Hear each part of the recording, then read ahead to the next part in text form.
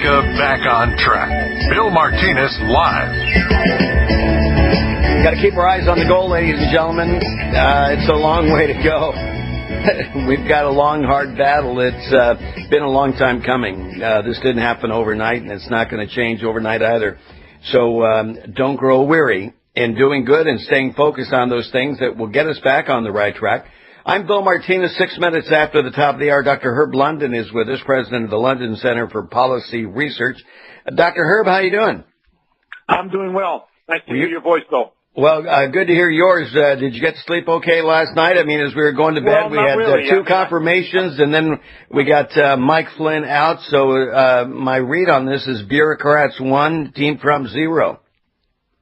Well, I think that's probably right. I think the intelligence community had their knives sharpened, very eager to see Mike Flynn embarrassed in some fashion.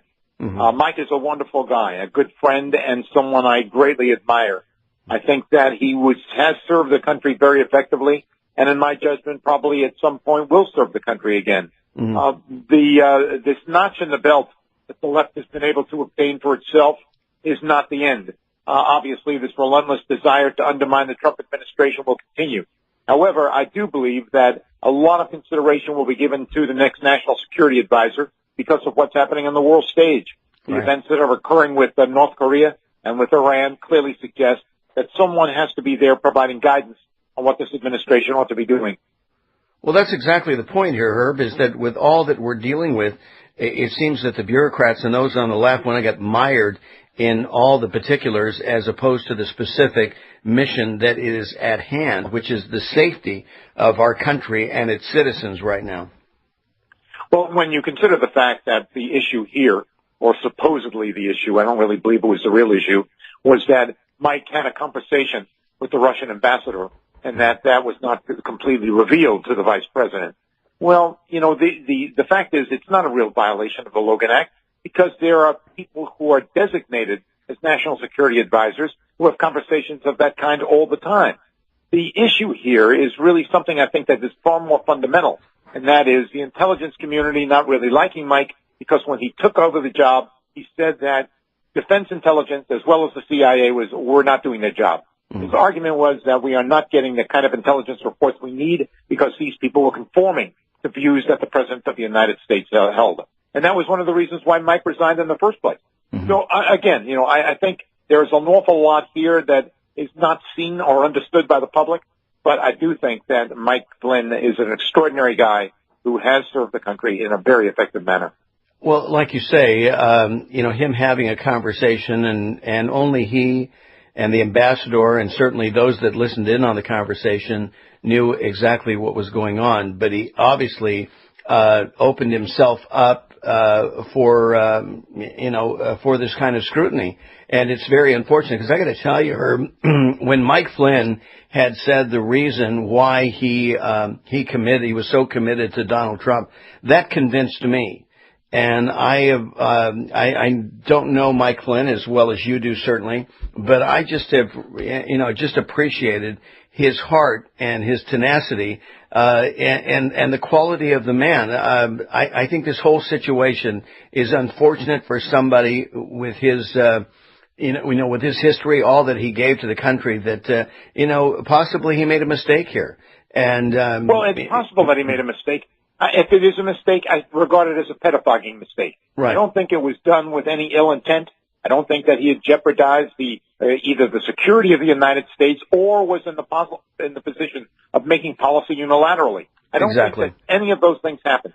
I think that if there was a mistake, he probably didn't provide as much of a transparent view of what transpired during the course of the conversation to Mike Pence. That may very well be the case. Mm-hmm. But again, it's hard for me to believe that would be the issue that would lead to his departure. I find it very, very hard to believe. No, I understand. And those that know Mike Flynn like yourself would say the same thing.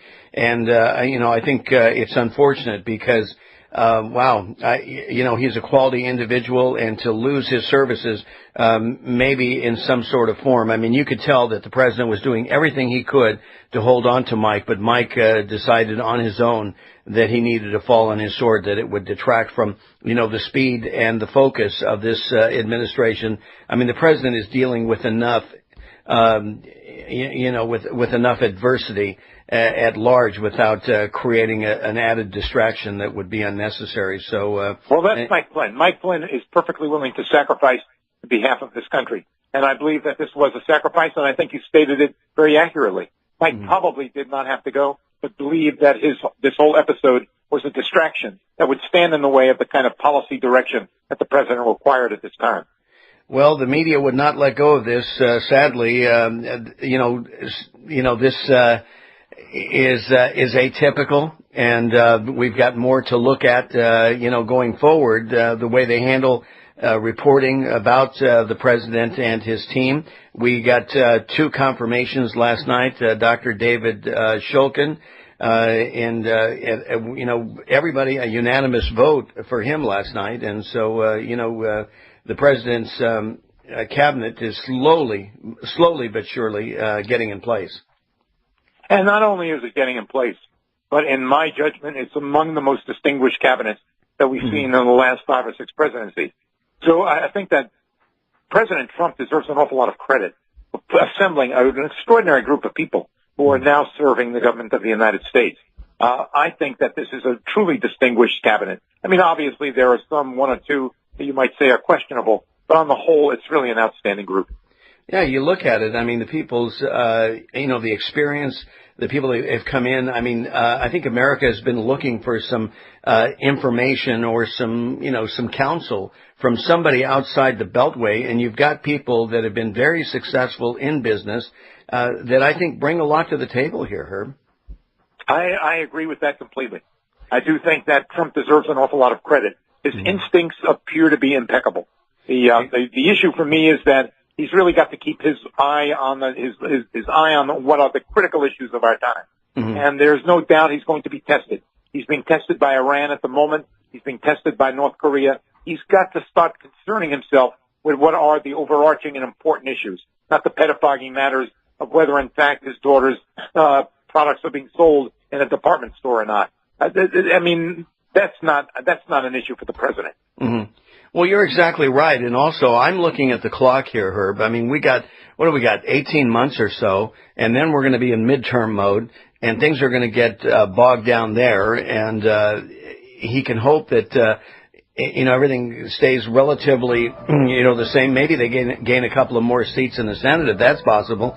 But, 18 months and counting, I mean, this goes by so quickly, and even though he's moving at the speed of light himself, the Democrats are doing everything he can. I mean, he's just dragging them along, isn't he?